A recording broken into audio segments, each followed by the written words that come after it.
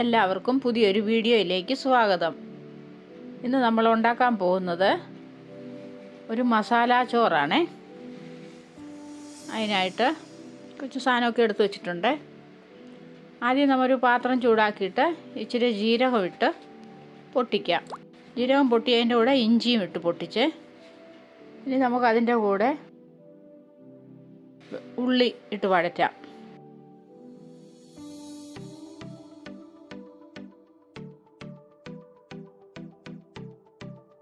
ഉള്ളിയുടെ കൂടെ തന്നെ ക്യാരറ്റ്, കുറച്ച് ബീൻസ്, ഇതെല്ലാം കൂടെ ഇട്ടൊന്ന് വഴറ്റാം.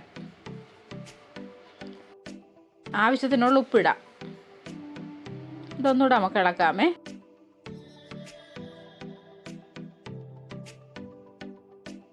നമുക്കൊന്ന് അടച്ചു വെക്കാം.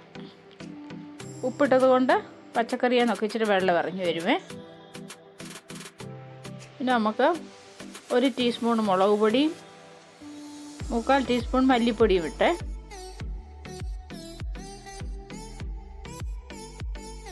പിന്നെ ഒരു ചെറിയ തക്കാളി അരിഞ്ഞ് അങ്ങോട്ട് ഇട്ടു.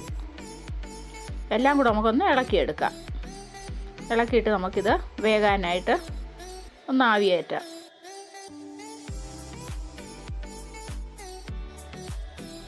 ഇടയ്ക്കൊന്ന് ഇളക്കി കൊടുക്കണേ. വേകാനായിട്ട് ഒരു 2-3 ടീസ്പൂണ് വെള്ളം ഒഴിച്ച്, ഇത്തിരി ഒഴിക്കല്ല, ഇച്ചിരി വെള്ളം വേകട്ടെ.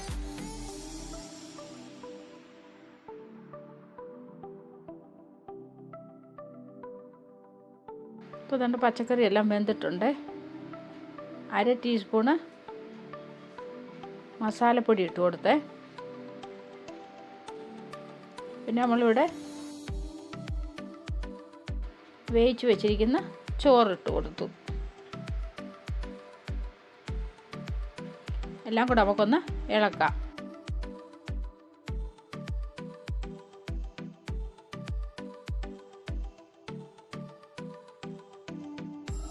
പിന്നെ മസാലയെല്ലാം ചോറിലൊന്ന് പിടിക്കണം. അതിന് വേണ്ടി നമുക്കൊന്നുകൂടെ ഒന്ന് അടച്ചു വെക്കാമേ.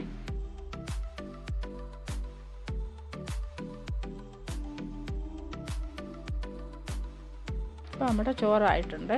തീ അങ്ങ് ഓഫ് ചെയ്തു.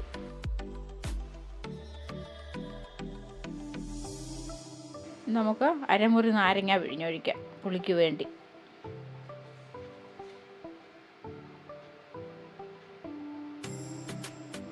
ഇനി നമുക്ക് ഒന്നുകൂടെ ഒന്ന് ഇളക്കാം എല്ലാം കൂടെ.